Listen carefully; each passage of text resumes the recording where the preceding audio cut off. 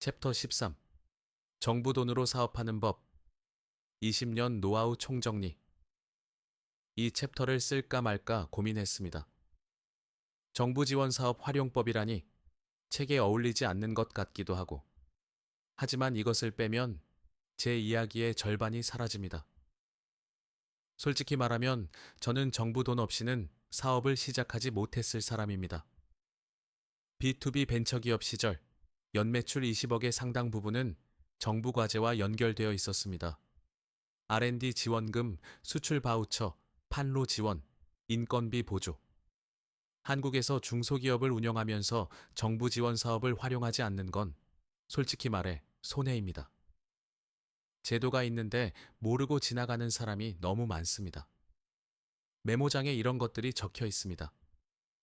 매해 중소기업 벤처공단에서 발표하는 창업 지원 공고 확인, 소상공인 시장진흥공단 등 타 창업지원센터 기업마당 K-스타트업 방문, 경험, 경력을 지적재산화, 포트폴리오 구축, 신뢰자본, 네트워크풀, MVP 제품, 린기획, 정부지원, 정부자금, 기보/신보 보증, 지자체 이자 보전, 제조업, IT, 콘텐츠, 소상공인, 업종에 따라 활용할 수 있는 지원 사업이 다릅니다.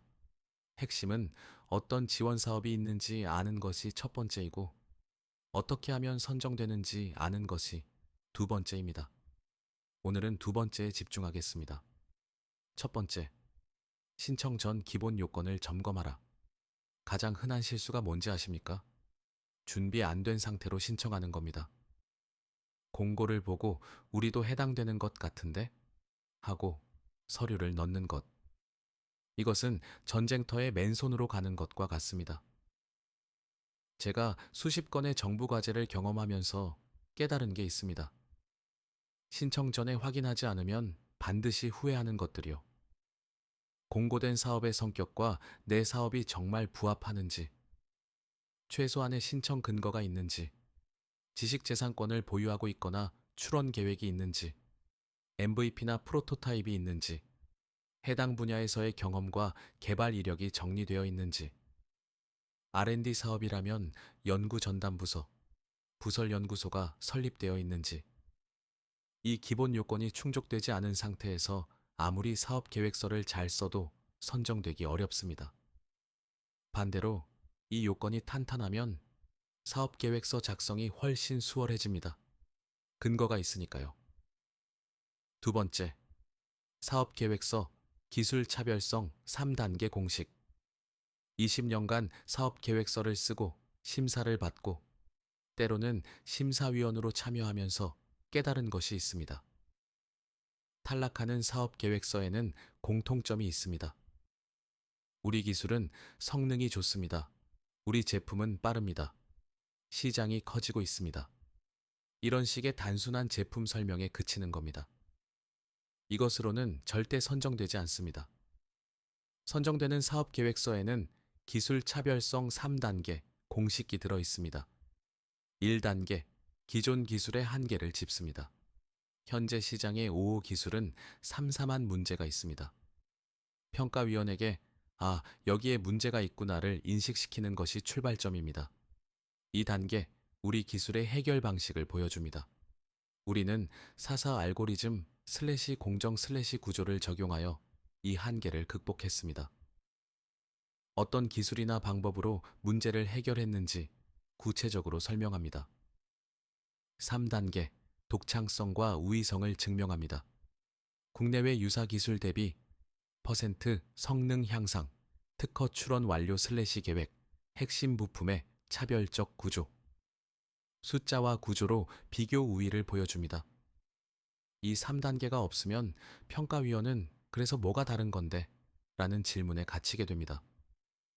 3단계가 있으면 이 팀은 문제를 정확히 알고 있고 해결 방법이 있고 그 방법이 독창적이구나 라는 확신이 생깁니다. 여기에 더해 제가 사업 계획서를 쓸 때마다 스스로에게 던지는 7가지 질문이 있습니다. 이 질문에 답하지 못하면 계획서가 공허해진다는 걸 몇 번의 탈락 후에 알게 되었습니다. 저는 이것을 제안서 칠 때 점검 질문이라고 부릅니다. 1. 연구하고자 하는 대상이 무엇이며 그 범위는 어디까지인가? 2. 기존 기술이 가지는 한계점은 무엇인가? 3. 본 제안이 가지는 도전적인 요소와 혁신성은 무엇인가? 4. 이 과제를 수행하면 누구에게 도움이 되며 구체적으로 무엇이 어떻게 달라지는가? 5. 왜 이 과제를 반드시 우리 팀이 해야만 하는가? 팀원 간의 전문성과 역할 분담은 명확한가? 6. 단계별 목표와 전체적인 사업 방향은 무엇인가? 7. 이 과제를 수행했을 때 기술적, 경제적, 산업적 파급 효과는 각각 무엇인가? 이 7가지 질문에 명확하게 답할 수 없다면 사업 계획서를 다시 써야 합니다. 명확하게 답할 수 있다면 사업 계획서는 거의 다 된 겁니다. 이 질문들을 AI에게 먼저 던져서 초안을 잡고 내 경험과 현장 맥락을 채워 넣는 것이 가장 효율적인 방법입니다. 사업 계획서의 제목도 중요합니다. 제목이 거의 사업 계획서의 50%를 차지합니다. 제목에서 사업의 핵심 개념이 공고 기준에 맞게 한 문장으로 명확히 정의해야 합니다. 그리고 마지막으로 오탈자 확인. 사소해 보이지만 오탈자가 있는 사업 계획서는 이 팀은 꼼꼼하지 않다는 인상을 줍니다. 보완 요청이 오면 탈락이 아니라 고치면 된다는 신호이니 당황하지 말고 기한 내에 정확하게 대응하면 됩니다. 세 번째, 대면 평가. 평가위원을 설득하는 것은 마케팅이다. 서류 심사를 통과하면 대면 평가가 있습니다. 여기서 뒤집히는 경우가 많습니다. 서류는 좋았는데 발표에서 떨어지는 것.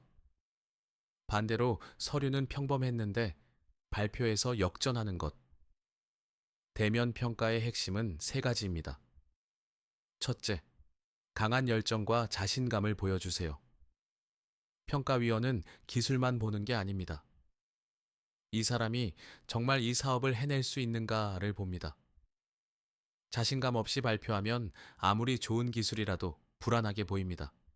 저는 비교 우위를 항상 3가지 이상 준비했습니다.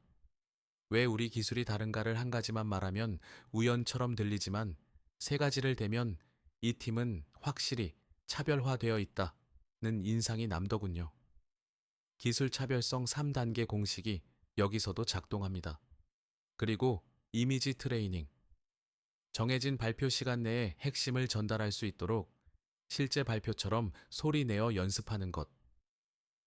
시간 초과는 감점이고 핵심을 빠뜨리면 질의응답에서 불리합니다.